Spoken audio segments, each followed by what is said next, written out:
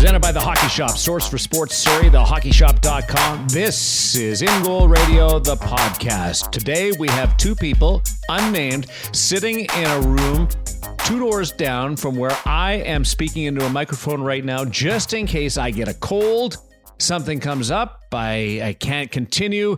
They are ready, gargling vinegar water and just making sure that this program will go on. An emergency broadcaster standing by. Daren Millard with the founders of In Goal Magazine, David Hutchison and Kevin Woodley. Today we are going to chat about the trade deadline, everything that went into the moving around of pieces. Of course, David Ayres and the Carolina Hurricane performance against the Toronto Maple Leafs, plus Henrik Lundqvist and his future with the New York Rangers. Our feature interview, Bob Essensa, a guy that got to know a little bit in Winnipeg back in the day, one of the beauty setups. And yes, we will talk about it with Bob Essensa. And our gear segment will focus on something that is very particular to this time of the year and trade deadlines. That is pad wrap. You change teams, you put on a new uniform, you got a match. That's where pad wrap comes in. Equipment managers' right hand go-to stuff. That's my terminology for it. We welcome in the guys. Stuff. I love stuff. And pad wrap certainly makes... You know, Woody, you seem like the kind of guy that would use pad wrap if you change teams from Wednesday night to Friday. That you would put the pad wrap on your gear just to make sure you match. Well, I'd actually probably go with the PadSkinz because that's what our friends at the Hockey Shop sell, not the pad wrap. 2 different brands, but they do the same thing. Truth be told, though, Daren, let's be honest. I have a set for every occasion in the garage. I don't need PadSkinz. Well, that's true. But I think I've seen Woody play in one of these skates where after, 3 goals or 5 goals, the 2 goaltenders swap ends. And I think maybe it's a bit like his stick. He might stop by the bench just to slap a little PadSkin on there so he matches the team at the other end. Have you guys used PadSkinz? When I go from playing darks to playing lights? Yeah, I could see you doing that. It's so much easier to utilize the PadSkinz than I ever thought it would be. Yeah, no, we've used it. Because when you're younger, minor hockey season ends, and quite often spring hockey season starts. And when you're young, you really want to look like Kevin Woodley out there. So it's important for everything to match. So we've had sets of it made up before, and even had, and I'm going to get the company wrong here, so I hope it's PadSkinz. Well, I already did, so I know, okay. But we use one of the companies that actually printed up the team logo on the same material for us as well. So we did the sort of, at the time, the Eddie Lack thing with the logo split between the 2 pads. Oh, neat. Yeah, super, super easy. And the rest of it was all pretty easy as well. The only place I've had a little trouble, and I've seen lots of guys do it successfully since, so I don't know if it was an application issue or whether they've modified the product, but I found the speed skin it didn't stick to quite as well on the CCM gear. But I think that's just a question of making sure you use a little heat when you apply it. But we'll get no need to get into that too deeply before Woody spends his time down at the shop. PadSkinz, it's awesome. Works gloves, pads. It's amazing, and it's changed how you go out in the ice and how you play, because everybody wants to make it match. And if you ever wondered how those goaltenders who change teams day to day have matching gear, like Jack Campbell did going to Toronto, it was because of PadSkinz and the Toronto Maple Leafs and Bobby Hastings and that equipment team. So we have a couple of things that we really want to get to, and the EBUG story from this past weekend has dominated not just the goalie world, but the hockey world and the entertainment world, the sports talk radio world. David Ayres stepping in after Mrazek and Reimer went down. There's a bit of controversy about it, mainly because of grumpy people. Like Brian Burke, but the idea that David Ayres goes in was inspiring and a real roller coaster ride. Hutch, start with you. Your overall assessment of what happened. Whose phone didn't blow up on Saturday night when he came in? If you weren't watching the game, or even if you were, I think goaltenders all around the world were text messaging each other with excitement. I thought it was absolutely fantastic.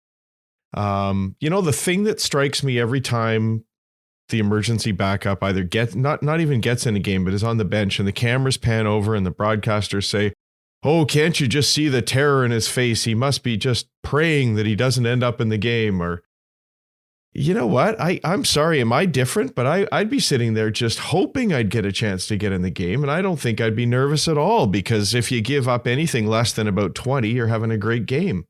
And you're living the dream. I'd have no trouble. I'd be no trouble. shaken. Yeah, I wouldn't. I'd be shaken. Yeah, I wouldn't. Honestly, maybe I'm just dreaming, but I like to think that it's exciting that they get their moment. They talked about this being sort of an embarrassment for the Leafs because of how the game went. I think really. Oh, that was. Yeah, but the real embarrassment for the Leafs was that, with all due respect, and I am absolutely thrilled that David got his opportunity, but that, they could only come up with a 42-year-old emergency backup. I think that's really the embarrassment. Surely with all the goaltenders that live in the Toronto area, that there's somebody who's played at a decent level and is, in their 20s and able to go out there and perform at a level at least. I mean, as I know, Kevin, I heard you say this morning on one of your radio hits, kudos to David for his mental approach and ability to go out there and handle the pressure. But I think at some point we've got to be headed towards a standard for emergency backups. Yeah, I know. I don't mean to sound like, as I said this morning, like a cop or like the fun police or like Brian Burke and the guys that have railed on this. But I had this conversation in text messages with different NHL goalie people and people in the front offices, and there needs to be a standard. I'm sorry. Here in Vancouver, we've got UBC goalies that rotate in and out of it. One of them actually that would normally be there just happened to be in Alberta this weekend, stopping like 94 and 96 to upset one of the best teams in Canadian university sports in a playoff series over the weekend, and making saves that you'd be accustomed to in the NHL. So it's a fantastic story. I find a little bit of ironic that it actually has usurped Alex Ovechkin hitting 700 goals as the biggest story of the day. And so it's a great story. And like I said, Hutch, you might be the exception, because for sure, man, my cheeks are puckering if I'm in there in that situation with that big a crowd, and the way that David, maybe being a practice goalie and seeing those shots, helps him be comfortable in that environment. I was amazed by the composure he showed, especially after the first two went in, going in the locker room and saying, "Hey boys, I got this in the third, don't worry about it." But again, when you just look at whether it's him moving around, the quality of the movement, I think we can find a higher standard, and I know that. No, it's incredible that he won. I mean, who wasn't thrilled that he won? It's fantastic. It's every beer leaguer's dream, I think it's important next time they have a certain standard. He won. Yeah. Maybe not awesome a beer leaguer. That he won. So you're good with it? Just anybody, Daren? Well, if he wins, yeah. Until somebody gives up 12. Hey, Boston gave up 9 to Vancouver. True. Nobody was saying, hey, their tandem is too old.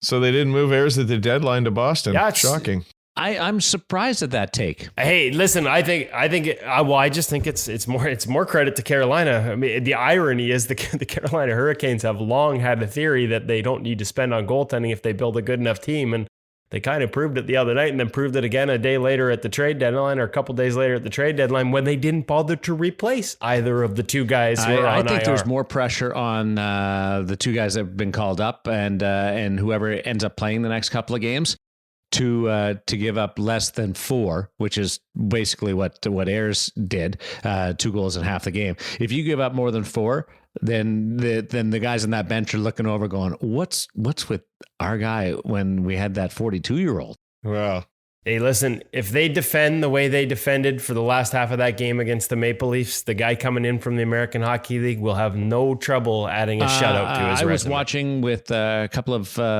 interesting observers, because it did capture the hockey world, and It was before a game that I was working on Saturday night in Vegas, and one of those was Chris Pronger, and Chris was looking at me like irate, going, "Why are they dumping it in Toronto? Why aren't they just shooting from center ice? What's with all this structured play that they're playing it like Mrazek's in? Just get every puck to the net." And he was blown away. And then Jim Craig came on, the 1980s Miracle on Ice Olympic champion. He was on our pregame show, and we slid the laptop aside, and he was watching like a kid. And it was funny watching the Miracle on Ice winning goaltender watch this miracle Part on 2 ice in Toronto, and the biggest smile on Jim's face taking this in. So there was a couple of different observations on both sides of it. One, what was Toronto doing? And the other one was this guy living out his dream. Hey, the point of the sport is entertainment, isn't it? Yeah, and I love the fact that they made him put on a pant shell in between the second and the third period. So he would have had to like take off his pads and everything, right? Not his skates, but Just his pad. Yep. Yeah. Just his pads. Yeah, you have to get that shell over. Hey, listen, and the other one is like, it is a great story. And let's applaud the hell out of that side of it. Let's not lose sight of it. The way the Carolina Hurricanes have like leaned into this and embraced that he's down there doing the siren. They had media, it's their media PR staff that's been sort of leading this tour that he's on. The T-shirt that they're selling with proceeds going to, a kidney donation or kidney health. Not sure exactly where, but to tie into the fact that he is a guy who's received a kidney donation. Just all kinds of. Would you expect anything else or anything less from the Bunch of Jerks campaign? No, it's brilliant. But let's salute Daren's brilliance too, because months ago we put in an order and did a bunch of fun stickers for in goal, goalie mom, goalie dad, pad stacker, and Daren said, let's do an EBUG one.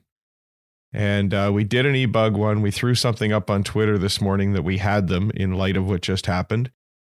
Just in case you want to let your team know they have to play Carolina D, you can wear one of these on your helmet. And the orders started coming in, and we sold them out and had to reorder right away. So way to go, Daren. You jumped on the bandwagon for us too. Thank you. And I will be honest, I don't remember suggesting that. So I appreciate the credit. All you, buddy. All you. I know we've got a list of things to get to, but because we're talking about Ayres here, how surprised were you that Carolina didn't make a move to acquire a goaltender the way Colorado did as some insurance, the way Vegas did to upgrade their goaltending? Maybe a little bit. I mean, I am surprised because I think Reimer's going to be at least a couple weeks. There's no timeline on Mrazek because it's a concussion. But again, this is a franchise that has pretty much gone with the philosophy. If you build a great team, you don't need to spend big on goaltending. According to reports out of Carolina, they didn't like the price that was being asked for Robin Lehner. And when you look at the price that Vegas paid, you think that's not much. But let's be honest, when you lose your two starting goaltenders on national television on Saturday night, the ask for Carolina could have been much greater than what Vegas ended up paying for Robin Lehner. Certainly GMs have been known to try and take advantage of a peer who's in trouble there. And secondly, Alex Nedeljkovic, like the reigning American Hockey League and Calder Cup champion goaltender of the year down there. I watched his NHL debut here in Vancouver. He's a legit prospect. He handles the puck as well as anyone in the league. It's part of the thing that feeds his game. It's something that if they can force teams to dump in and play a dump and chase style, not that that's a strength of Carolina, but if they can force that, he can really be a difference maker back there. This kid's legit. Berube's got NHL experience, but Nedeljkovic is the guy that I look to maybe take those reins. Maybe you're operating without a safety net, not bringing someone in, but they must be confident that at least Reimer is going to be back within the next couple of weeks. And that said, with the way the standings are, if Nedeljkovic doesn't get the job done, their whole season could be over in the next couple of weeks, despite adding all those other parts that they did, like Vincent Trocheck from Florida. So yeah, I guess the more I talk about it, the more surprised I am. I think exactly what Kevin said about other GMs around the league was what first came to mind. I mean, around trade deadline, we get fan bases getting upset because a move wasn't made by their team. But let's not forget that it has to be a prudent move, and there is no chance that the other GMs were going to, hand a goaltender to Carolina to solve their problem for them. Of course, they're going to try and take advantage of the situation. So in a way, I wasn't really surprised at all, and it's a great opportunity. And I think Carolina showed that they can do it with David Ayres, another excellent puck handling goaltender, Kevin?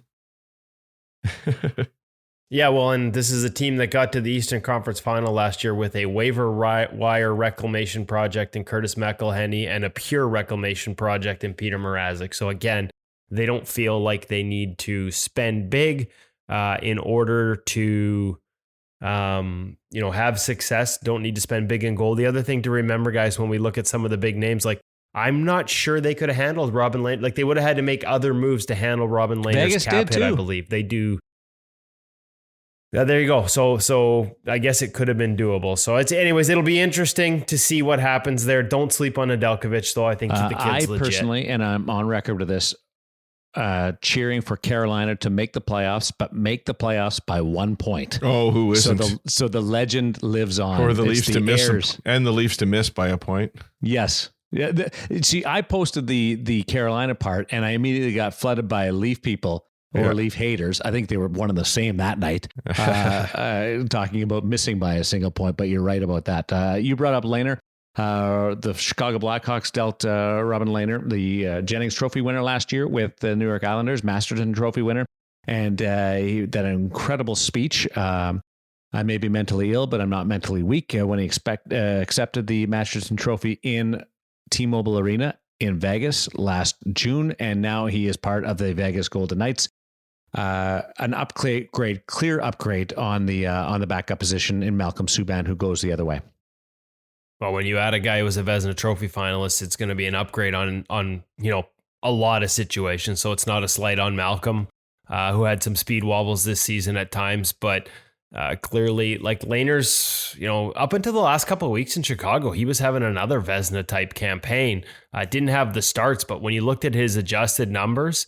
And he talked about this in the podcast with us, right? Like his raw stats may have been less, but he felt like he was playing way, way better in Chicago than he had to with the Islanders.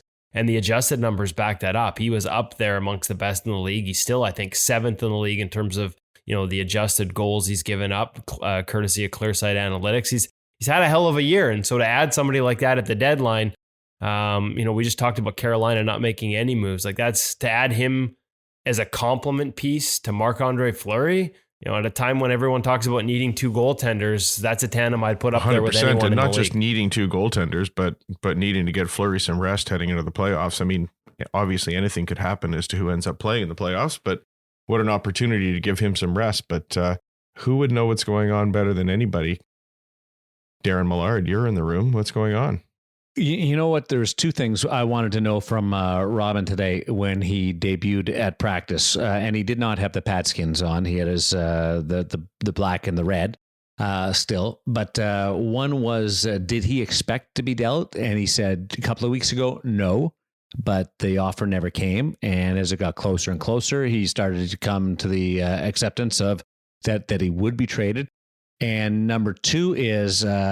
Right now, he's scheduled to wear the number 90. And I said, why 90? And his reaction or his answer was, I'm looking for a new lucky number. Now, the internet... Not the answer we wanted. Yeah, everybody's like, even the Carolina Hurricanes tweeted out saying, I saw that. In response, they said, are you wearing this as a tribute to David Ayres? And Robin responded to that. Did he? Sure, why not? Sure, why not? So he's having some fun with it, which he has with the shootout, which he has been very open about the mental health. So he did look like there was he was the player that was traded at the deadline, like head spinning, like trying to get his bearings. But yeah, he was having some fun with things, and he's been upfront saying, I'll do whatever needs to be done. I want to win a Stanley Cup.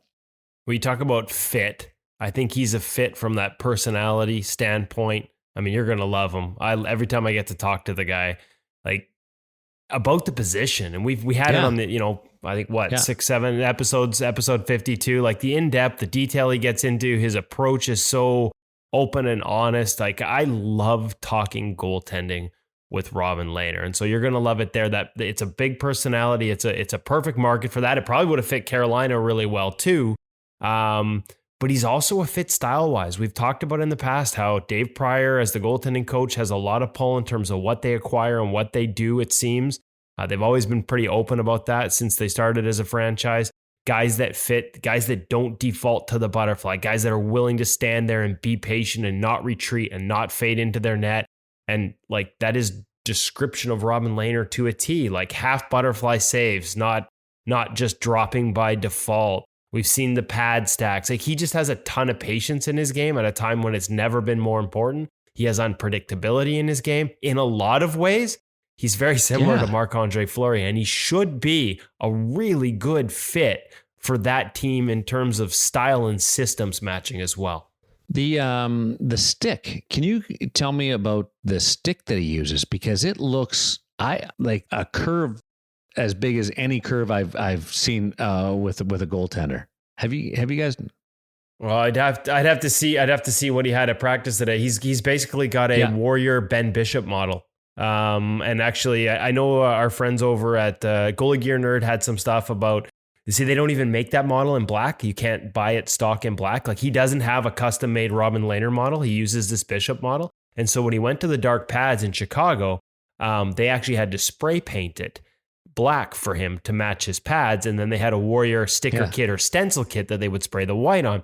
Interestingly enough, I had never had a chance to post this. I feel bad because it was actually right around the time that Goalie Gear Nerd was posting it. But here in Vancouver, he ran short on sticks and they didn't have the stencil kit with them.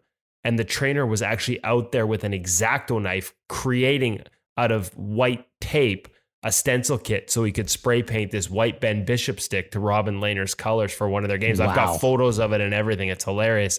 But as far as the curve goes, haven't had a Bishop curve in a while, so I don't know just how much arc is on there, Daren. But that's what he's using. You know what? We don't know the answer to the question, but that was a way better answer about the stick.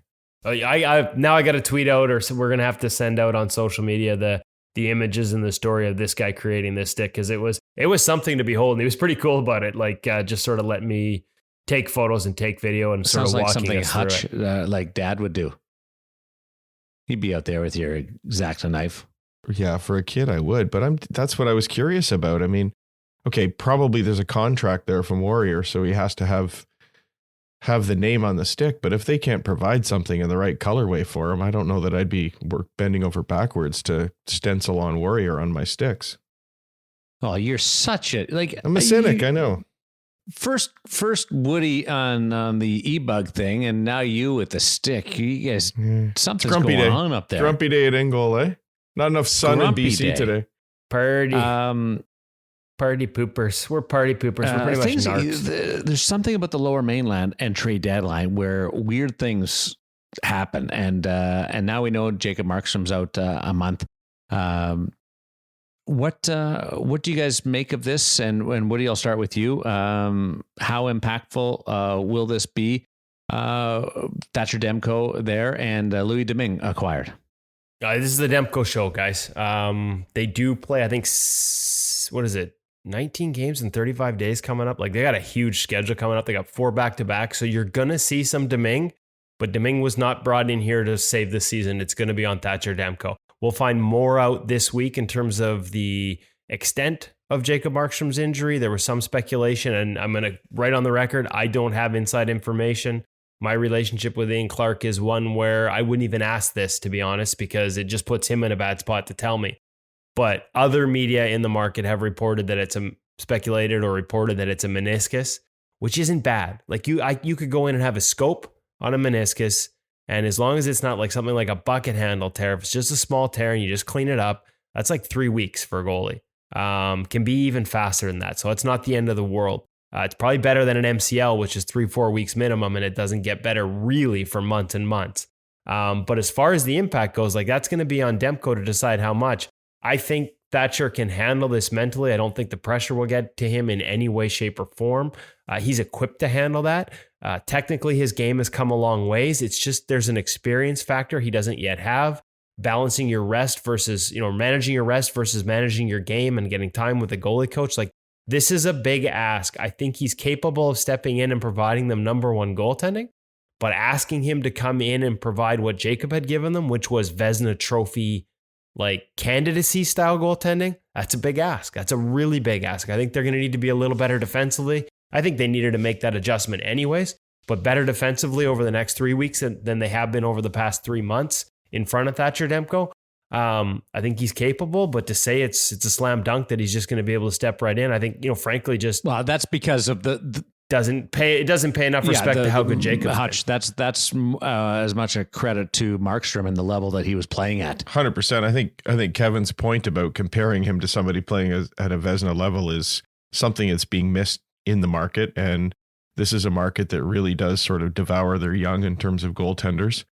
And will he be able to compare to Markstrom? And that's not fair to him at all. You can play at a high level number one standard without being at Markstrom's standard, but I think that's something that could happen. And on the other hand, what an opportunity for the Canucks to really see what they have. It's not an opportunity they wanted, but we keep talking about what the future might be in Vancouver, and it's a great opportunity for them to find that out now over the next 3-4 weeks. Carolina and Vancouver, two teams with young goaltenders, top prospects, and both with a lot in their plate right now. Markstrom probably ends his Vezina Trophy chances. I still think he'll be a finalist, but likely does because of the absence. Workload wise, do you think maybe the forced rest can't necessarily be looked at as a bad thing, or do we put too much emphasis on the workload that he was already carrying, Woody?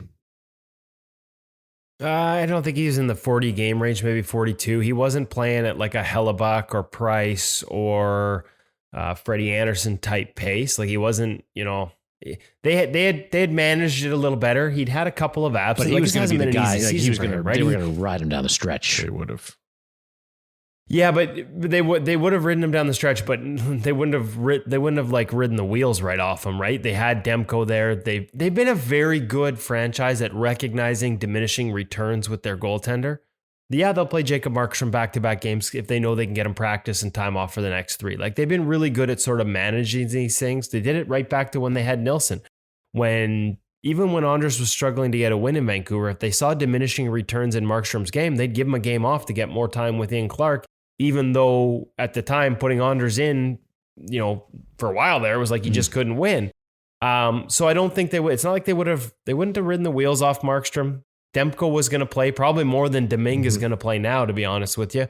But yeah, I don't know. It's I don't think I could say it's a positive. The one thing I will say about Markstrom is the only question I have yet to see answered about him is whether he could play behind a team that doesn't give up a ton of shots, whether he could be a good quiet goalie. Like he's a good busy goalie. 30 shot, 25 shot night. Right. So you wonder how he is coming off of a 3-week absence. Those tend to go hand in hand. You're right. When you get into a flow and you're used to a lot of work, sometimes that can just toss your rhythm right out of whack. Henrik Lundqvist has been sent for a loop here. I didn't think that we'd get to this stage this year to mull it over, but is Henrik Lundqvist destined to leave the New York Rangers the way we're looking at it right now? Everything they say is that they're going to handle it the right way, and everything they do is pushing them out the door. Like those are two different things. What they say and what they do. That's me reading into the situation, but ever since early January, he's got a year left. But so it's going to be on him. But they're clearly making it a tougher decision for him to stay. And I never thought that would be the case. I thought he would always stay and finish there. And they're making that really tough on him. This is a guy who, we talked about this recently. He should just be going night in, night out, neck and neck with Marc-Andre Fleury for that, 5th spot on the all-time wins list. And hey, listen, I get it. Shesterkin was on a heater, man. He was playing incredibly for them. He was leading their charge back into the playoff race. But now he's out. And the first thing they do is go to Georgiev instead of Henrik Lundqvist, I think tonight. And that's got to be a bit of a slap. That's got to be tough.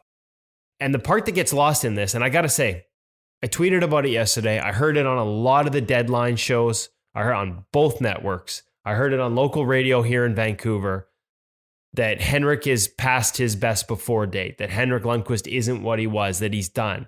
They look at the raw numbers, 907 save percentage. And that's just not fair. And yeah, I'm a Henrik Lundqvist apologist. The guy has been fantastic to us at InGoal over the years, answering emails in season and in the off season. Every time he comes to town, he gives us a sit down. Like, love the dude. And he's a hell of a goaltender bound for the Hall of Fame. But pure numbers, clear sight analytics, before they went to a 3-goalie rotation and threw him for a loop, both in terms of his future and taking him right out of that routine and rhythm that we talked about, this guy was playing at a, top 5 to top 10 level of the NHL when you adjusted his numbers for shot quality. That team is a gong show defensively, and yes, Shesterkin was able to sort of survive behind it. I would argue that's easier to do at the beginning than it is over time, because eventually all those passes that get through, you start cheating on them. It's bad defensive environments are cumulative. I believe that firmly. But Lundqvist was performing at a really high level when you adjusted the numbers. So for those people that look at the age and look at the raw save percentage and say, he doesn't have it anymore, he's not Henrik Lundqvist anymore. Like, I know this is a family program, but there's I'm worked up. I don't want to have Hutch. Yeah. It's a crock of crap. He's still capable. Maybe not as often.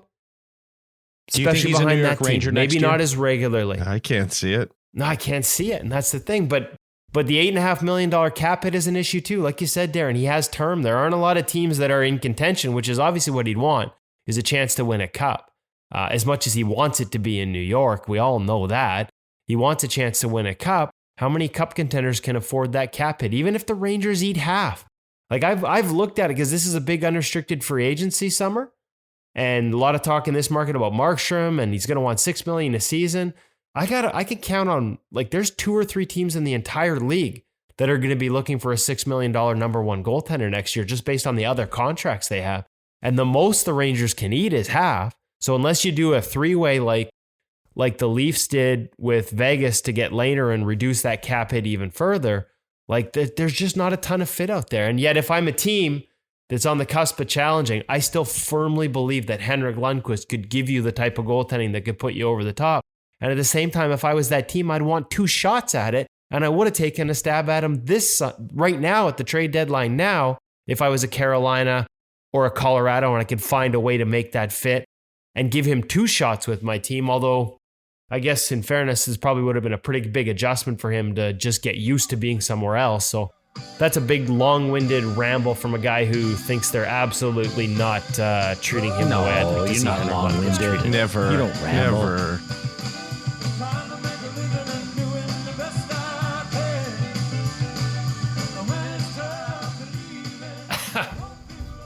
I'm leaving now. That was below your league average length.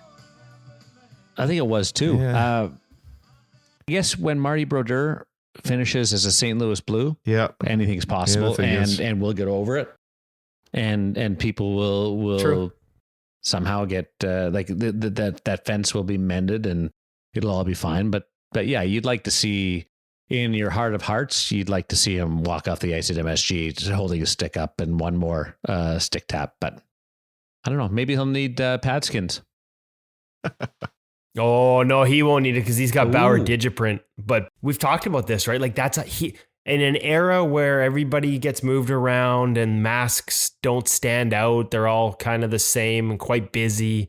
Like, his pads, he's exactly that. He is the last sort of iconic goaltender from a style standpoint, from a one franchise. And I shouldn't say last, but he's got the guy I think of first, I guess, when I think of iconic style and goaltenders. And just to have to imagine that somewhere else, I have a tough time with it. Henrik Lundqvist without the Statue of Liberty on his pads or his mask is just, I'm at a loss for words. And I can't imagine. Happen.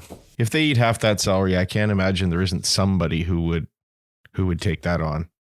I mean, still $4 million. Yeah, $4 million for a Hall of Fame goaltender is an incredible bargain. I would think and Woody, I see your point about why wouldn't they do it for 2 shots? That makes sense, but whether somebody wasn't willing to pay the price, or maybe he's not quite ready to wrap his head around leaving New York yet. I mean, you can imagine the conflicted feelings the guy would be having right now. He's probably really frustrated with how he's being treated, but at the same time, I'm sure he doesn't want to go anywhere either. So these aren't easy decisions to make. If you don't have Digiprint, then get some PadSkinz. And if you change teams, if you got a really crazy lineup on Thursday night and you want to do it on a Monday, change your teams, or spring hockey, change into some PadSkinz. And if you're going to buy PadSkinz, buy them at the Hockey Shop, source for sports in Surrey, British Columbia, or at thehockeyshop.com. That's where we went this week to have Cam Matwiv tell us all about PadSkinz. Did you guys know that Cam actually appears in a YouTube video showing you how to apply them? I think I'll be watching it. He does. We're going to find out about that and more as we head down to the Hockey Shop to talk to Cam about PadSkinz, what they are, how to buy them, how to apply them, how to look your best in goal. That's why we go to the Hockey Shop, source for sports in Surrey. That's why we go to thehockeyshop.com. They always take care of your technical needs. Make sure your gear matches your style, just like styles have to match systems in the NHL, but also to keep you looking sharp. Whether it's apparel, whether it's the latest pads, or whether it's just a set of PadSkinz to match your spring hockey team, make sure you check them out at the Hockey Shop, source for sports, and thehockeyshop.com, where we go right now to get the latest on PadSkinz from Cam Matwiv.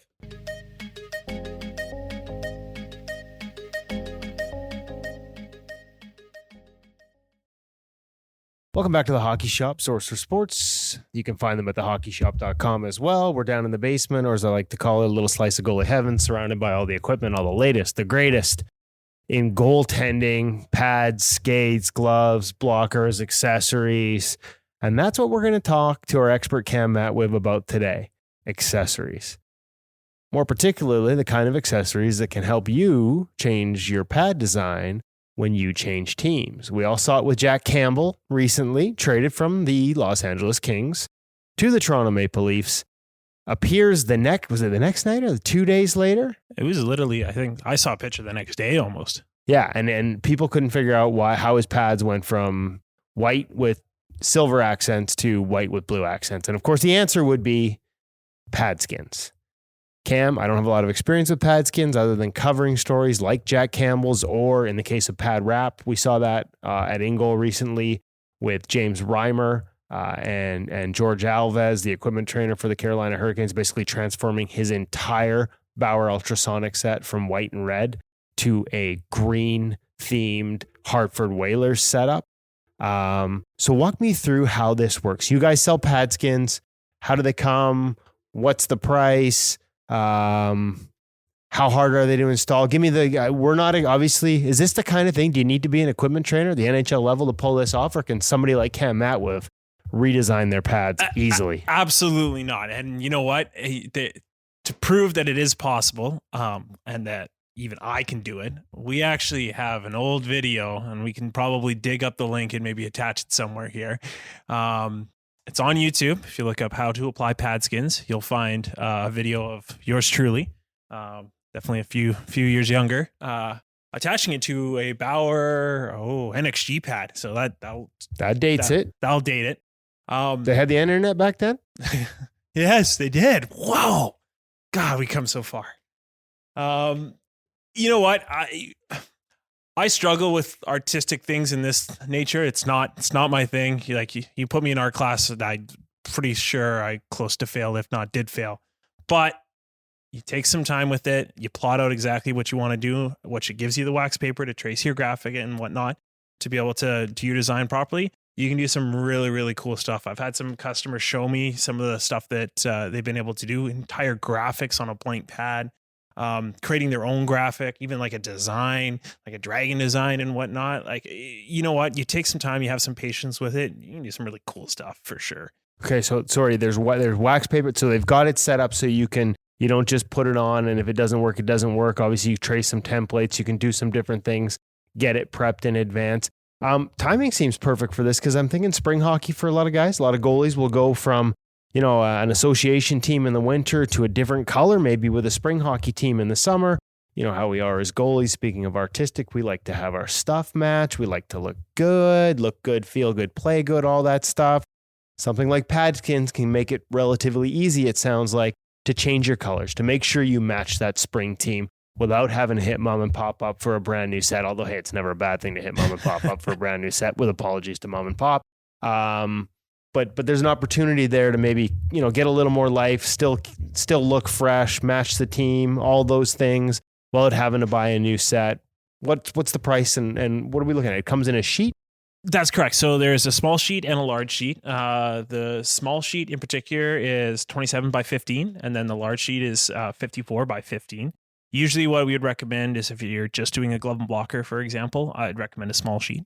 A large sheet is going to take care of some pads and then some, depending on how frugal you are with the actual material itself. And how many times you screw up the first attempt? Yeah, which does happen. So be prepared to make mistakes, but that's what life's all about. I'm all about mistakes. That's why I said that. It's all about learning from them, right? Wide array from colors. You name it, I probably have it. If I don't have it and it is a regular stock color, I can probably order it in specifically for you. So always just ask. Like I said, it takes some time with it and you can do some really cool stuff. How does it come off? Does it, like, the one thing to transform your pad, especially maybe you don't need a new set next year. Maybe you can play right through, but you want to swap for spring hockey and then go back to your association colors without necessarily needing a new set in the fall. A lot of parents right now are going, yes, this sounds like a good idea. Does it come off as well? Very easily, but not so easily that it just falls off.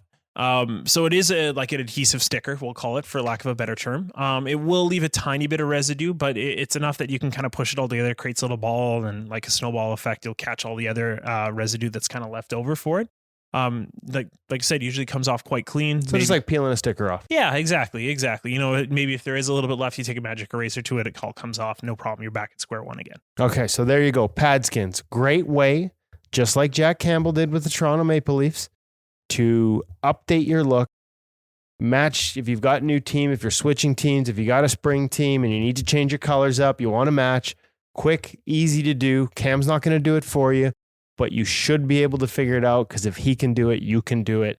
Cam, thanks for filling us in on PadSkinz. A great product you can find here at the Hockey Shop Source for Sports in Surrey in person, or if you're not in town, you're not lucky enough to be able to just drop by and harass Cam on a weekly basis like I do, you can find it at thehockeyshop.com. Cam, thanks again. Thank you, Kevin.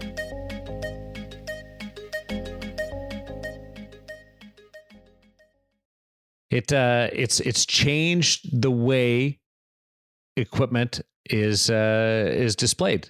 PadSkinz, and now it's evolved into like PantSkinz and MaskSkinz and all kinds of stuff. Why are you looking at me like that, Hutch? PantSkinz is a great name, Arthur. Or do you just mean shells? No. Really? Yes. Live and learn. Look it up. Google it right now as I transition. I'm going to look up. You Google it. I'm looking up stick skins for Woody.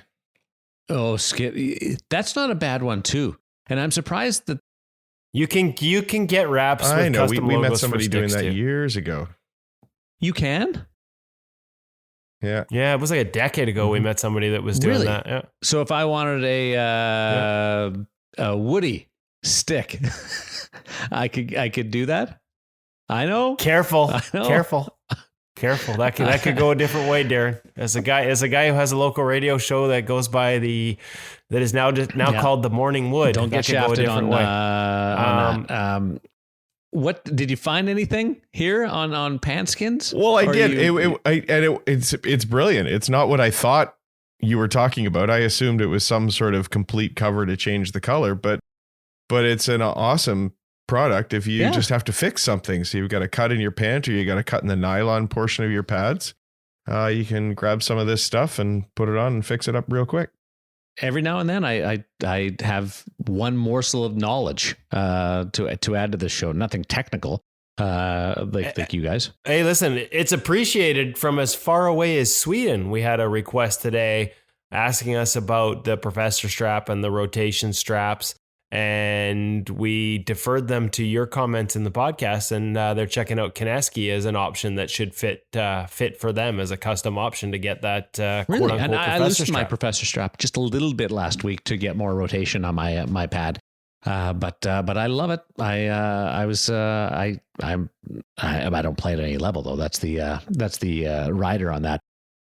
Hey, Definitely. good enough for the Carolina Hurricanes. It is. And did you know that I have among my mask collection a mask that I actually use, but it's the paint job is of Bob Essensa is mask from the Winnipeg Jets with the jet on top and going down the side.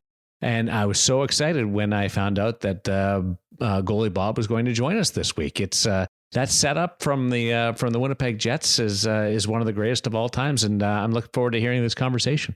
Can we get a photo of that mask for the show notes? You can. I will. Preferably with you wearing it. I have to have one somewhere because it's in storage right now. Okay. Because as we wait to do the full transition, but I should have it. I will get you one. Okay. Absolutely. I promise.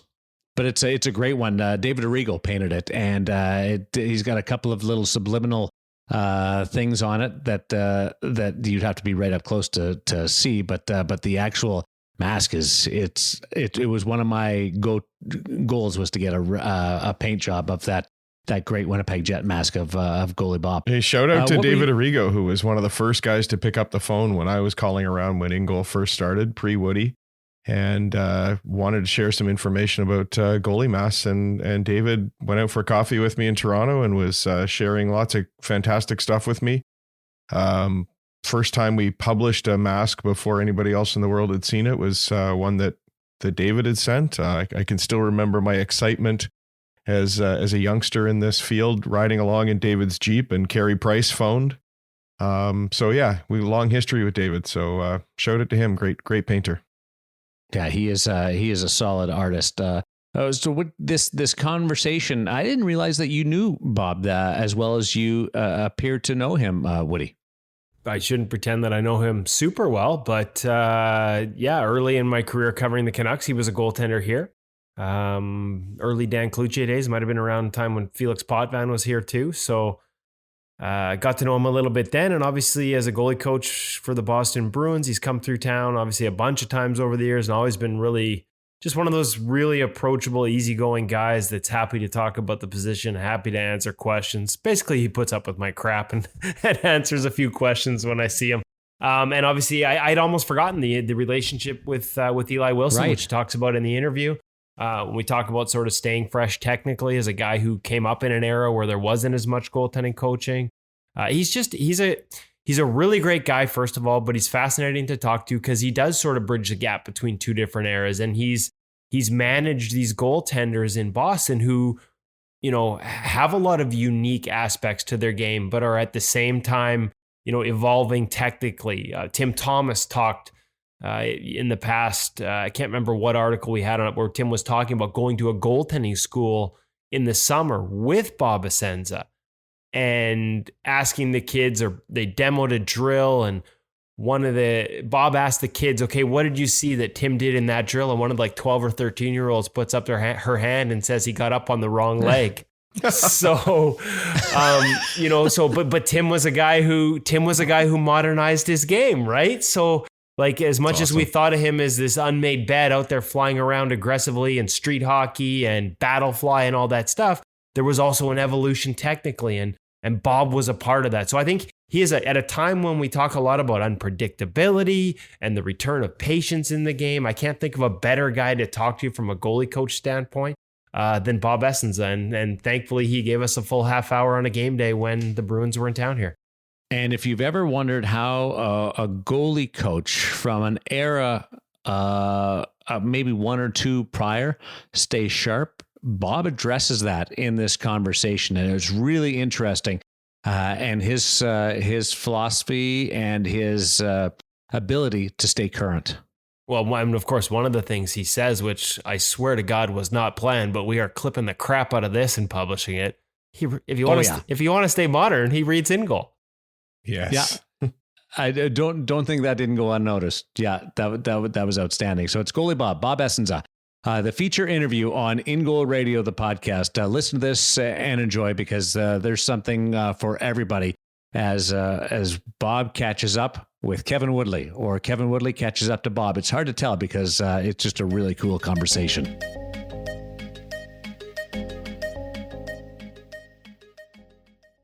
So I guess the one question I wanted to start by going back, and this has become a habit, maybe just lazy on my part, but it tends to get us some good answers. How did it start for you? Where did the passion for goaltending start for you? Well, I think most goalies would probably tell you that it probably starts with having older brothers, and I had an older brother. Grew up in Toronto, and basically playing road hockey back in Toronto, like probably a lot of young Canadians, and certainly a lot of young Torontonians. So, and we had games nightly through the winter, and whether I didn't care if it was a school night or not, we played all the time. So that's probably where it started. And like I say, being the youngest sibling in my family, you tend to get thrown in the net more than most, and so that's probably where it all began. It's amazing how many conversations we have with goalies right up to the NHL today. Most definitely. Same thing. It's a big brother, and if you want to play with the big kids, you got to start. You got to start in net, absolutely. So that's where it happened. When did it become something like minor hockey? Like, did you know right away? Because not everyone likes being thrown in net and having big brother take those shots. No, not really. I mean, I'm not sure when you figured out that you're at the curve or ahead of the curve or behind the curve, but for me personally, I probably put the pads on maybe a little too early. I was probably 7 or 8 at the time, only because I really enjoyed it. Like typical goalies in Toronto, the Toronto area. I grew up in Etobicoke. We, you play your local teams, and then if you get some interest elsewhere, I remember going to a tryout one time, and there was literally 30 goalies out there, and I'm like, there's no way I'm going to stand out here. So we didn't even bother going back to the second tryout, and the coach called and said, where are you? So that's kind of where it all began. We went back the next tryout, and we're one of 2 goalies, so happy days. I was looking in the bio. It's that time of year, Quebec Pee Wee tournament. You got to play there too. Was it as big a deal back then as it is now? It's all over the. Well, it certainly was for us. I was playing for the Toronto Marlies at the time, going out there. High expectations, obviously, and I think we ended up losing to another Toronto team, Young Nats, in the semis in my day. All quality games, but just playing in front of a little more people than what you're used to playing. And back then, I'm sure it's continued well beyond my years. The trading of the pins and going around and representing your team and handing out pins, and obviously the big attraction was trying to be the kid with the most pins at the end of the week. Nice. From there, obviously a little bit of time, but junior B and NCAA route, was that, I don't, as a guy who's not familiar with some of the different options back then compared to say now, was that fairly common, or was that a lot less common back there? It was right around the time that maybe the pendulum swung a little bit. My brother was drafted up to Sault Ste. Marie 2 years prior to my junior draft, and he went up to Sault Ste. Marie. I actually went with him. He went up there the same year John Van Beesbrook was a rookie. I got a little bit of a taste of it, so I could kind of feel for what was ahead of me. I got drafted to Cornwall in the OHL draft, and at that point I was trying to debate which way to go, because some of the kids that I knew and played with were thinking about going the college route. I actually sat down with who would turn into become my future agent, Mike Liut at the time. Oh, wow. So I was fortunate enough that he sat down with us. Him and his family sat down with me and my folks, and he kind of laid out, his route to get into the pros. And I think that was the turning point for me. I said, you know what, rather than go to Cornwall, I think I'd rather play a couple of years at junior B and see if I can't make a name for myself in the NCAA. Okay, and then you go to college, win an NCAA championship with Michigan State.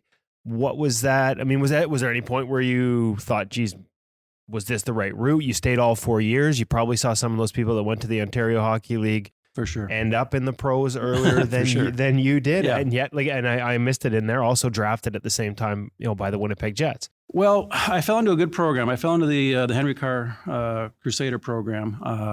Peter Miller, Danny Cameron at the time, they were you're really pushing guys into U.S. colleges. And I think my 2 years there, we probably put close to 20 kids in U.S. colleges, which was pretty impressive.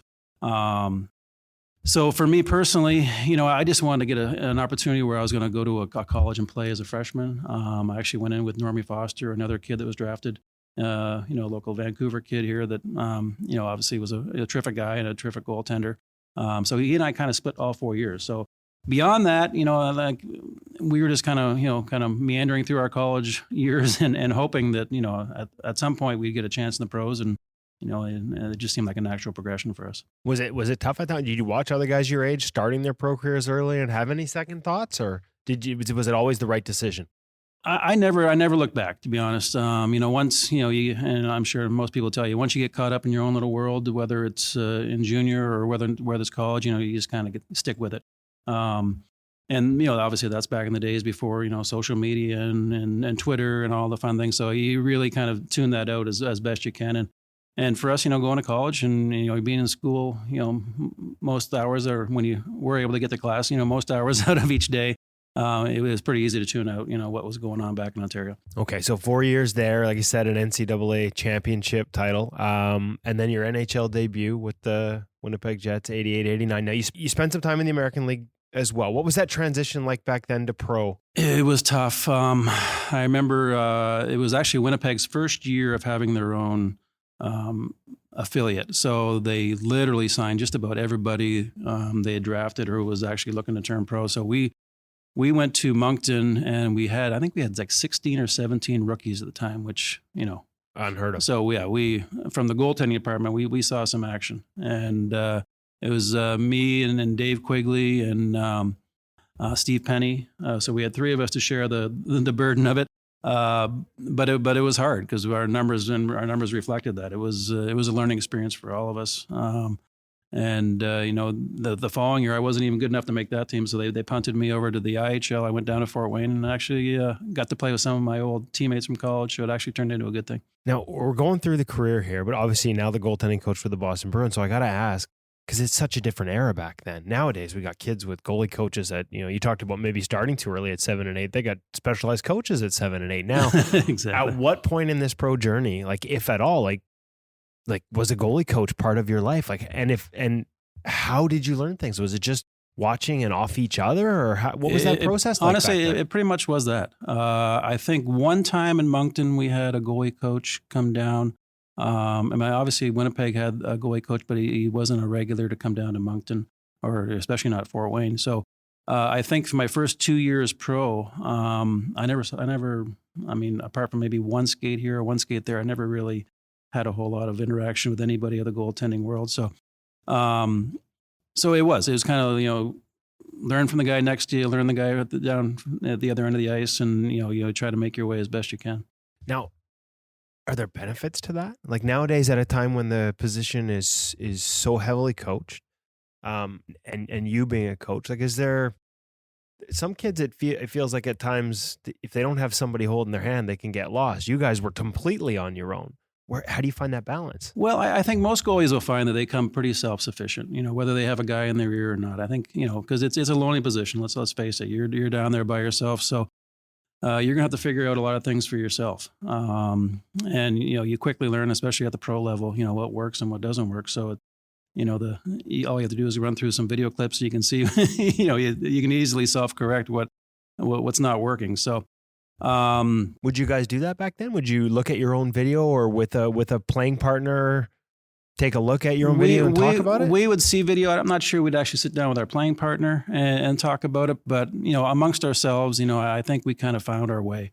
And it's funny how the game has gone, because there was a stretch there, and I've read your In Goal magazine a ton, so I'm up to date on that. And it's funny how the game has kind of migrated back to, working back to your feet. And back in those days, we all played from our feet. We didn't have the pad technology to have it even rotate on your legs. So you didn't, if you went down, you had to quickly get back to your feet. But it's funny how, the game, especially in the last few years here, it seems to have, gravitated back that way. Okay. So I got to ask too, and we'll go through the playing career as well, because from Winnipeg to the Red Wings, a little more time in the AHL, the Oilers for a year with Cujo, and then finishing Arizona, and here in Vancouver, 2000, 2001. That's my first year as a reporter covering the NHL. Yeah. Just had my 20th anniversary for that the other day, and you were here. Thank you.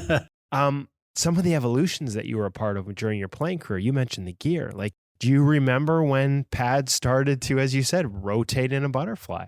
How big was that? That was huge. Yes. Certainly. And I was back in the day where, we as goaltenders, we were always looking to grab an edge, and, the league probably more than the league would have liked, in terms of, adding little cheaters on your pants. I remember having like a rubberized material on the inside of my pants that would actually grab the puck. Like it was almost like a sticky rubber. So we were always looking to find an edge. And how wide were some of those pads back then? I mean, you hear the stories of guys running them over with trucks to flatten them out. I remember, was it probably Mike Richter's pads, that were probably, 12 or 13 inch at the knee, but they, gravitated down to, 17 or 18 down the bottom. So yeah, I wasn't the only one in the league that was looking to try to get an advantage. So, it's, well known, the jersey sizes and, adding blocks on the hips and, our arm and chest just got ridiculous after a while. So, there was, you tried to, cheat as best you can, or I don't know you want to call it cheating, but it was, we were just trying to gain an edge and, try to lengthen your career as long as you could. Now, when was your first set of pads where the butterfly, they would rotate and drop to the ice? And did you get to the point where you had a landing gear in there? I remember Marty, right to the end of his career, didn't have that knee stack to land on. And I'm not sure I ever got to it either, to be honest. My last year in Buffalo was actually the year after my year in Van. I don't think my pads rotated either. So I was pretty tight. Yeah, maybe I was a little old school in that regard. Well, clearly I was old school. Because there was guys, and I played with Marty Baron, his pads rotated. But mine did. Maybe, I just never quite caught up to that technology. You were also around, I've had this conversation with Sean Burke, that guy that you played with for a little bit of time in Arizona. In Arizona, yeah. The fear factor used to be very much a part of the position. Pucks hurt. Now, obviously, guys can blast it like never before today, but for the most part, you talk to the goalie, he's like, yeah, we see some bruises here and there, and some of them hurt. Yeah. But it's not like it used to be. Like, were you part of that? Do you remember the transition when the fear factor sort of started to leave the position in terms of guys genuinely being scared out there? Well, I think none of the guys that, and I'm not sure Berkey's can support me on this, but none of the guys that, played at any length probably had a whole lot of fear of the puck. Did it sting? Did it hurt from time to time? Actually, it hurt. There was plenty of kinks in your armor. I was telling somebody just the other day, we were in Edmonton, and telling the story about when Jason Arnott, who, was one of the guys that loved coming down the wing in practice and ripping them high, he decided to strap the pads on one day, and he was out there for a little, like 2 or 3 minutes. He came over to me. He's like, hey, this thing hurts. I'm like, yeah, well, welcome to our world, but that thing. Did he start shooting lower at that point or no? Probably not, but at least he knew he was stinging us at the time. So, but yeah, there's plenty of kinks in our armor. I want to transition a little bit into any other stories from the playing days? Like you said, the IHL, you went to the Red Wings for a year there, and then they brought in, I think it was Mike Vernon came in. You ended up in the IHL. Like, what was that league back then, and what was that as part of your evolution as a player? There's plenty of evolution. That at the end of the day, anything that and the old adage, anything doesn't kill you, just makes you stronger. It's true. I was playing my second year pro down in the IHL. Obviously, I wasn't even good to make the team for Moncton, and Winnipeg. Fortunately for me, was having some struggles, so they called me up my second year pro, and I remember going into actually a familiar building for us, at Michigan State was Joe Louis Arena. So we went in there to play the Wings there, and they literally scored in the very first shot. I think Dave Barr came in, scored in the first shot, and literally like 2 minutes later, Stevie Yzerman gets hauled down on a breakaway. So I remember the time Dougie Smale comes over to me and he's like, Bobby, this guy loves to go high glove, so he practices it. He's good at it. Just be aware he likes to go high glove. And I'm so scared. I don't know whether I'm coming or going. So sure enough, he comes wandering down on the penalty shot and shoots high glove and scores. So I'm sure Dougie Smale sitting in the bench going, this kid is not going to be around very long. But I was fortunate enough. It ended up in a 2-2 game, and I was able to stick around Winnipeg the rest of the year. And a Vezina nominee in '92 as well. Had some some success with the Jets early on. We did, yeah. That was the year. I split a lot of duties. I think with Steffi Beauregard, and we had a nice working relationship. Not unlike the one we have here in Boston now with Tukes and Yarrow, where we kind of worked off one another, pushed one another a little bit. So it worked out well for us that year, and I think we actually went in the playoffs flip-flopping goalies, which obviously is unheard of nowadays, and certainly semi unheard of back then. But we were good for one another, and I think the same can be said for my two guys here now. Okay, so that setup in Winnipeg might be one of the all-time greats. Like the gear, was that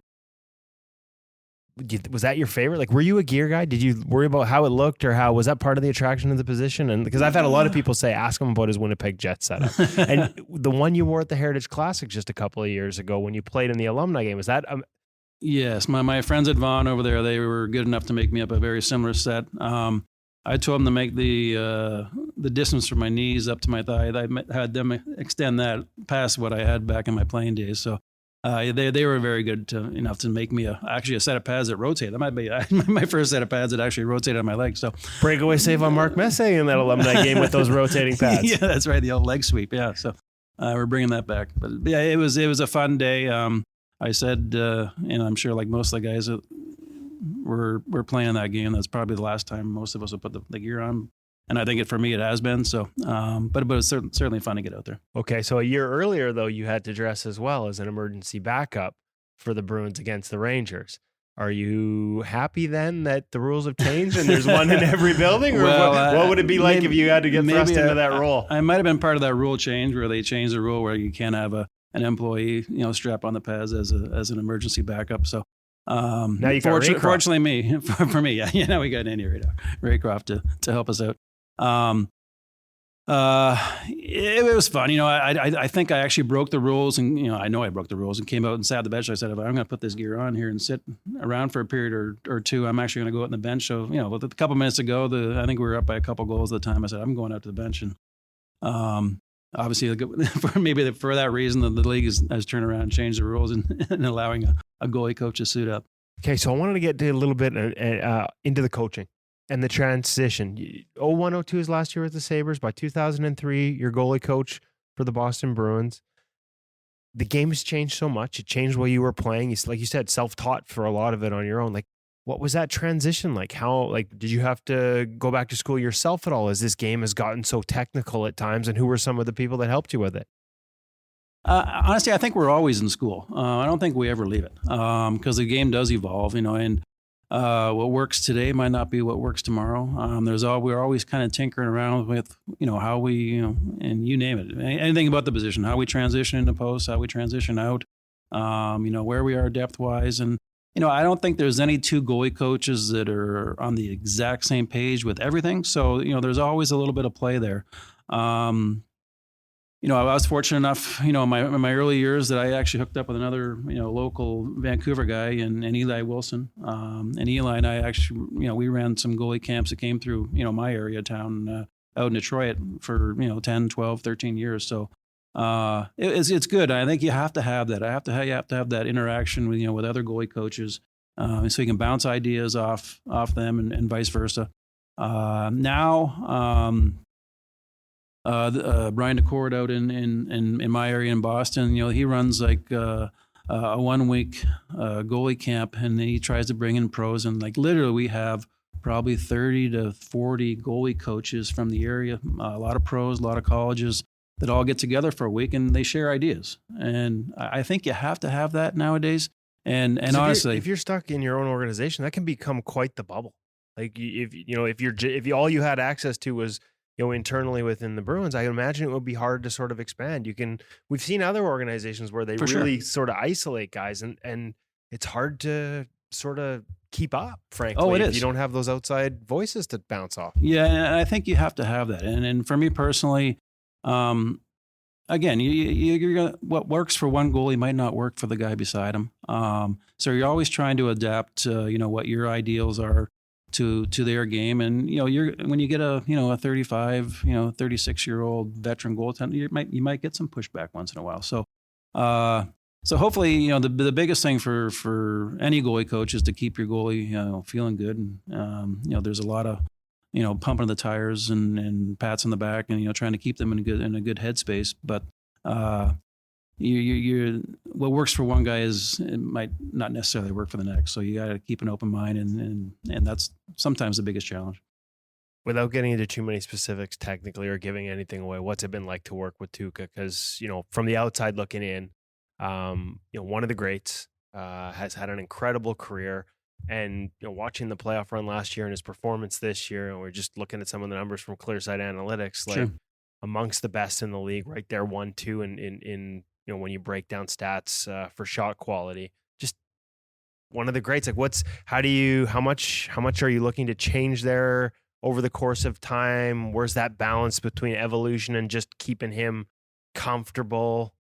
Well, you take his skill set, and I think there is some tinkering. Well, if you're the same for over a course of time, you're usually falling behind. No, you are, and we've bounced it around. And speaking of our camp back in Boston there, because I get pushback because in terms of how we get into our seals, whether it's a toe lock or shin lock.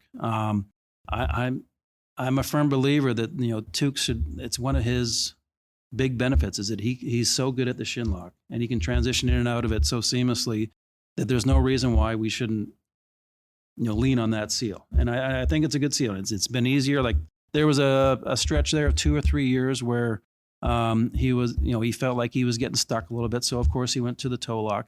Well, all of a sudden now we have hips and ankle issues and what have you. So we gravitated back to what I think works best for him. And does that work for everybody? No, clearly not. But it's funny because we'll sit around a table like this in the summer with 3 or 4 goalie coaches, and they're saying, why are you a believer in the shin lock? Because it's so you get guys that get stuck left and right. Like, why are you so married to it? And I said, I think you should be able to do them all. And hopefully you can. Some guys will obviously gravitate to what works best for them, but I think at the end of the day, you want to have and it's an old cliche, but it holds true. I think you want to have as many tools in your toolbox as you can have available to you. And so that's what we preach. I'm sure most goalie coaches will fall in that same category and let the goalies decide, on a situational basis, what they're going to use. Now, you also talked about, some of the old things that you guys used to talk about, skating coming around again. And as the game has gotten so fast and I think so lateral, east-west, is that a strength for him in terms of the footwork and maybe a strength that you guys have even focused on using even more in the past couple of years? I think most goalie scouts, goalie coaches have things that they gravitate towards. So when I'm looking at, this year's draft, and I'll look at, 20, 25 different goalies, across, North America and the world, I guess. The one thing that always pops out to me is foot speed, and it always has. Most goalie coaches and a lot of, scouts will tell you, they're always looking for size first and then, everything else beyond that. I like guys that can beat the pass. And if you can't beat the pass, especially the way the game seems to have been evolving here, has evolved in the last, several years, especially. If that's not in your repertoire, I think it's a challenge. And if you get guys that are 6'5" and stay on the goal line, that's a different subject altogether. But I like guys that can work from their feet, work back to their feet, and get across the ice under control. And I think that's, like I say, my first thing I look for when I'm pouring through video and whatnot. Come pre-draft. Now, another old is new thing, and you mentioned this as well early. You were probably ahead of the curve in Winnipeg in those early days, but this concept of not overtaxing guys and having a tandem and that requires having a good working relationship between the two goalies. It also requires having a goaltender that understands, because not everybody, a lot of guys want to play every day. They want that rhythm. They do. Do you think that just I know it obviously makes sense for you guys with Tuukka, but do you think just as a broad philosophy, as much as there are no absolutes in goaltending, can you see why so many teams are adopting that?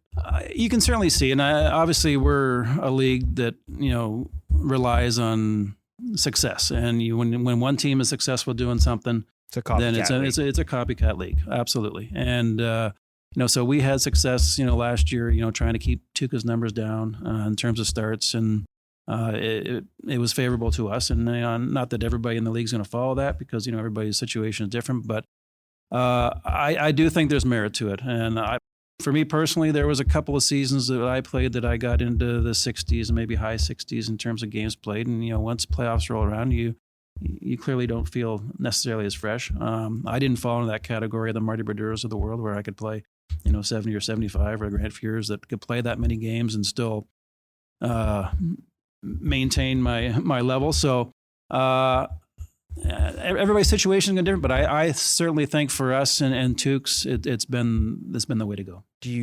Is the game ever, is it harder? Is it fair to say, I've had a few guys say that they feel like the game for goaltenders right now is as hard as it's ever been. And I wonder, in talking to goaltenders, how much of it is physical. Because when they take a day off, they still do all their stretching. They go through all their physical. If anything, most guys tell me if they're not starting, hey, that's an opportunity, because practice time is so limited, to get on early and focus on a few things with the goalie coach. So they do extra work when they're not playing, but that the break they need is mental. Is it just like the game that much more? Do you think it's taxing more mentally than it was in the past? I think it is. More taxing in the past, I'm not sure, but it's a taxing position, as you and I know. And how players handle that is going to vary for sure. I think I'm fortunate enough that both my guys here are both pros. That they take care of themselves off the ice. That they know when it's going to be a work day, and then when they know when we need to take our foot off the gas a little bit. So I'm very lucky in that regard. And to be honest, I think nowadays, even as opposed to 10 years ago, and certainly opposed to my era, the evolution of the game off the ice has changed so much in terms of what's available to them, what's right, the nutrition, the whole 9 yards of what goes into making a good goaltender. So and I'm sure it'll continue to fall in that vein. So it's a different game now, and like I say, I think our guys, I'm lucky that we've been able to pluck out of the free agent world, a backup that's going to work for us. But we're trying to live in the now, but we're also trying to plan what's going to happen 2 or 3 years down the road. And to me, that's another challenge altogether. Yeah, I got to ask the last one. Do you ever pick up some of the new gear? Do you ever grab a set of, I know Tuukka's more traditional, Vaughn, more flexible pad, but do you ever grab like Yaro's, Brian's, or have you ever seen some of these guys that are coming in the Brian's or in the Bowers and just be like, oh, it's amazing. It's amazing, how much lighter the gear is and how much more protective it is. I'm lucky enough. I have a young 18-year-old goaltender that's playing back in the Boston area, so I'm always looking to try to help him out in terms of what's going to make him a little faster. What's going to get him from point A to point B a little quicker. What's going to fill the net. He's not going to be one of these goalies that's going to be 6'3" or 6'4". So we're always looking to try to give him a competitive edge too. So. So I am trying to keep myself in tune to what these guys are winning. I feel like this is a major omission on my part that I didn't realize you had a son that was playing the position. Was there ever pushback from dad in terms of don't be a goalie, or? Well, again, he fell in the same category. I have 3 boys, all played hockey. He was the youngest, so he clearly had to play goal. It's pretty much a law in our family, and he's followed suit. Well, last one then. What was that like? Like in terms of that relationship, you're a goalie coach in the National Hockey League. You had a great National Hockey League career. Do you give advice? Do you let him learn on his own? How do you find that balance as a dad who also has so much to give in that position, but also letting him find his own way? Well, quite honestly, it's he's got a personality similar to my own, which is maybe good and bad. He does not let things stick to him, which maybe has allowed him to be a goaltender. I always told him, like, when I got in the car as a child after a game, I knew right away if I had a bad game because my parents didn't say boo to me. They just let me be my own. And maybe that's what, trying to help me get to where I needed to be. I know for a fact he kind of wishes I was more like my dad and my mom in that regard because I can't help myself but, offer little inputs here and there. But again, we're in a world now where all he has to do is, pop in some earbuds and off he goes into his own world. So he's gotten good at tuning me out when he needs to tune me out, and when he wants to listen and get my advice, I'm there for that too. Oh, I was just going to say, we've got a lot of parents that listen to the podcast. We've had a lot of comments from parents that'll throw it in when they're driving to the rink with their son or daughter that's a goalie. So I know they'll appreciate that advice. Bob, taking way more time than I said I would. Thank you so much for taking the time to be part of this. My pleasure, Kevin. My pleasure. Thanks for having me.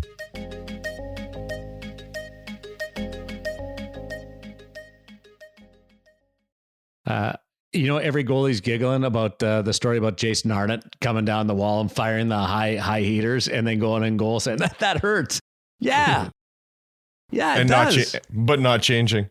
But but not changing. Oh, well done. That's a thrill for me to listen to Goalie Bob, and I was in Winnipeg in that era when he was a Vezina Trophy finalist. I remember that flip flopping with Beauregard too, and that was controversial. Then talk to Jet fans. That was Jet 1.0. That's still controversial, and what they did against the Vancouver Canucks. And that's and now they were just ahead of their time, right? We see this all the time now with you need two goaltenders thing. So hey, listen, actually, you're not the only one who was a big fan of Bob. My wife's originally from Winnipeg. This might have been the first time she took any interest in my work. Oh well, yeah, she would be of the same age bracket. So you're right. He was a rock star, and when he got traded to Detroit, it was like. So not the beginning of the end, but they had a really good team at the time and kind of breaking it up then. I was like, wow. And then he went to the minors for a full year. Yeah, IHL, And rebuilt the low it. minors, yeah. Yeah, that was the other part. You think he just disappeared for a little bit, but after that Detroit experiment, he came all the way back and spent significant time in the NHL in Edmonton, Vancouver in particular. Yep. Absolutely. Yeah. But I think when he was here in Vancouver, the nickname wasn't Goalie Bob, it was Sideshow Bob. Really? Yeah, as the backup, he had this great personality. He was easy to approach. Yeah. It was a term of endearment for sure. Obviously the Simpson reference, right? Yeah. But yeah, it's just he's just, like I said, just a great guy, and it was great to talk to him because he had a lot of really good things to say that I think, as you said, Daren, going in, a lot of goalies can appreciate, whether you're modern or old school. And the Tuukka Rask thing.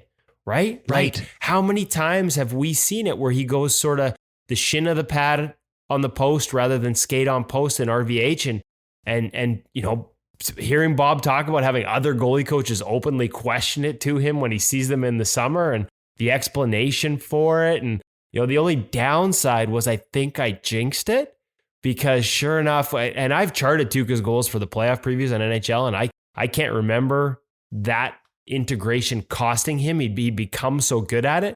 Sure enough, in that 9-3 game against the Canucks, little low-high play off the goal line and the quick shot on the glove side, when he's got the shin on the post, he can't quite get across and cover it off. So I said to Bob in the press box, I totally jinxed it. We're talking about him not having any problems with that integration. It might have been one of the rare occasions where you could argue, or at least make the argument, that he had a better chance to make that save if he skate on post. But hearing Bob explain just why and just how much wear and tear it saves on Tuukka's body. That's something that I'm sure a lot of people have pointed out in Tuukka's game, and there's a very good reason for it. And a great lesson about mentoring. The Mike Liut sitting down with him and talking about, and Mike's family, about the options of college or major junior. So that was really cool. So from Goalie Bob, Sideshow Bob, we say goodbye to Woody and Buzz. That's your new nickname, Pops. As I Buzz? try and look, Buzz and Woody. Buzz Lightyear. To infinity and beyond. Woody. I like it. Toy Story. I like it. That's what we do. I'd be happy to be Buzz. We're similar builds, similar technological abilities. Buzz has all the toys, and then we do too with InGoal. But be like Bob Essensa. Read InGoal, subscribe to InGoal, be part of the InGoal world, and you will not be left behind. You'll be on the cutting edge of this great position and this great sport. Thanks to Bob Essensa, thanks to Cam Matwiv, and thanks to you for continuing to listen. And we'll chat with you next week on InGoal Radio, the podcast presented by Source for sports in Surrey, the Hockey Shop, thehockeysshop.com.